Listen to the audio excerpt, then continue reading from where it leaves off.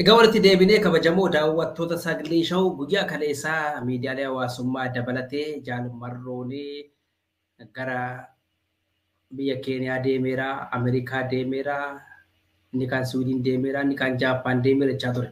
Haa ta'u malee bakka bu'oonni waraana bilisummaa Oromoo magaalaa Taanzaaniyaatti kan isaan imalan. Jaalmarroon bakki inni irraa deeme iddoo kana xiyyaarri lama xudhatte. Xiyyaarri kun kan fannoo diimaati. Xiyyaara kana keessa kan turan qondaaltonni mootummaa Ameerikaa akkasumas kan Swiidin keessatti argamanii dhaqanii jaalmarroo Dambidoollootti fuudhan. Dambidoolloo osoo hin dhaqin dura xiyyaarri si'a 3-4 irra marsaa turte. Namni hedduun jaalmarroon magaalaa Dambidoolloo keessa xiyyaaraan deemechaa turan. No, bakki isaa achi miti. Dambidoolloo irraa achi siqeetu. Bakka isaa wajjin, viidiyoo wajjin, ragaa waliin, qabatamaa waliin isinii dhiyeessina.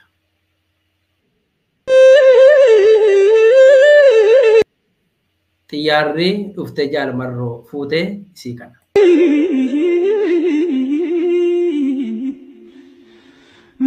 Sayyannur seeni galagaloo silkii baale teessaa hela gabbayaan alaalaa jabala kiyyoo anaa isin waamu amala kiyyoo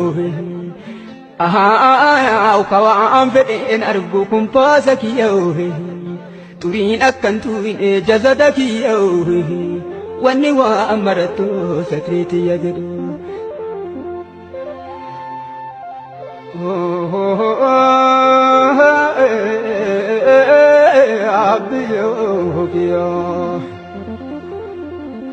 Baharakiya,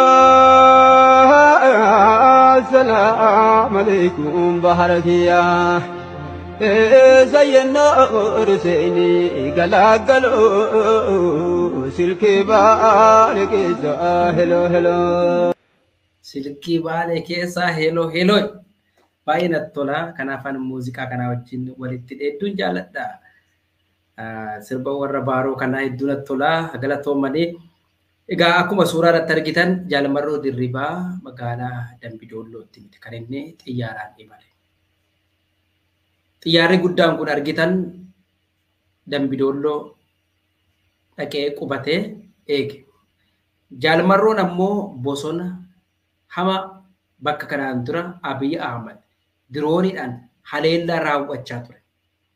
Bakkuma sanatti yoo ni yaadattu ta'e bara 2018 jilli adda bilisummaa Oromoo ergii gara biyyaa galee booda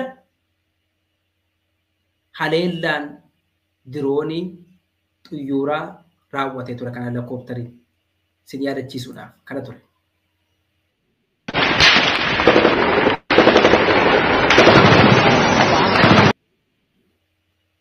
Bakka kaleessa dirooniidhaan xuyyuura waraanaatiin dhahaa turanii kabajaan naqanii fuudhan. Bakki isaa godina Qellem Wallaggaa bakka addaa ganda Sokkaa jedhama.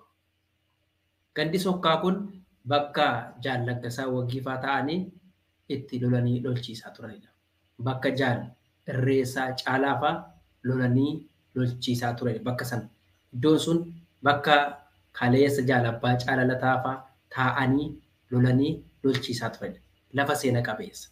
Xuyyoorri waraanaa xiqqoon naxxee bakka sana keessa jaalmarroo fa'aa fuute gara moggaa Dambidoollootti ergaa fiddee booda gara Sudaanii kibbaatti geessanii eerpoortii Malakaal jedhamu ergaa qubachiisanii booda gara Keeniyaa geessanii boodarraa Taanzaaniyaatti imalanii jiru.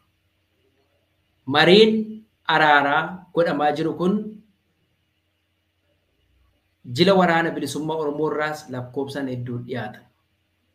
Mariin araaraa kun marraa lammaffaa Taanzaaniyaa taa'amaa jira. Daar es Salaamitti.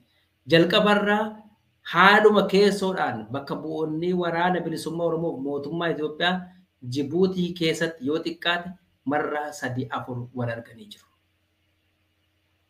Mariin yeroo garagaraatti geggeeffamaa ture. takkaa hin dhaabbanne keessoodhaan walumaan mari'ataa turan. Dabalataan immoo odeeffannoo